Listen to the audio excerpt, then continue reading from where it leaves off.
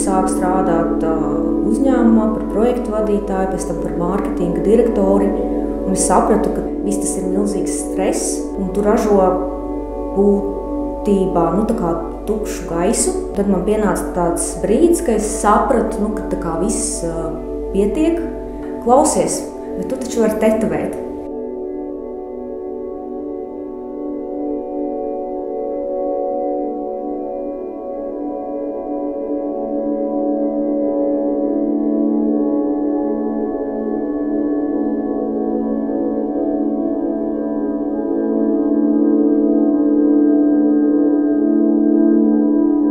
Es sāku tetovēt, man liekas, jau būs 4 gadi. Un tad Latvijā ļoti daudz bija labi meistari, kas taisa visādus reālismus vai tādus līniju darbus, bet lai būtu kaut kāda tāds dark grafika, nekas tāds nebija.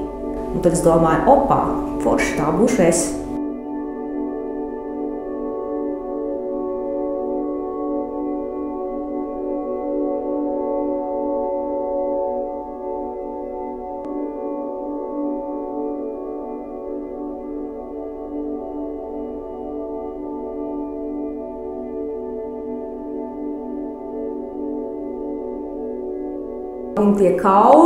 Un tie kauli pārsvarā ir manis savākti. Man tas ir tā kā hobijs. Es staigāju pa mežu un vācu tos kaulus. Un tas man jau ir, man liekas, no bērnības. Jo es jau atceros, ka es biju maza, gāju jau no 1. klases. Mēs arī dzīvojam laukos, tur pie Lielceļa. Un es gāju, vācu tos nobrauktos dzīvniekus no Lielceļa. Parasti tās bija tādas pankūkas, tur vēža pankūka vai kaut kāda putna pankūka. Un tad es viņus nesu uz mežu, un man tur bija kapsēta.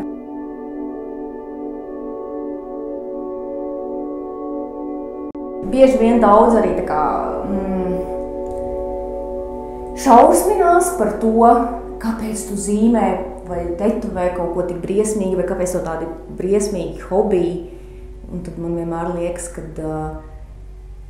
viss jau rodas no tumsas. Mēs jau arī piedzimstam, mēs esam tumsā, un tad iznākam gaismā. Un man liekas, tumsa ir tā kā tas pirmsākums visam. Un man liekas, ka no tumsas baidās tikai tie cilvēki, kuros pašos nav gaisma iekšā. Jo, ja tev ir gaisma, tad tevi arī tumsa nebaida. Es gribu, lai mani atpazīst tā jocīgā meitene, kas taisa tos creepy tetovējumus. Man liekas, ar to arī pietiek.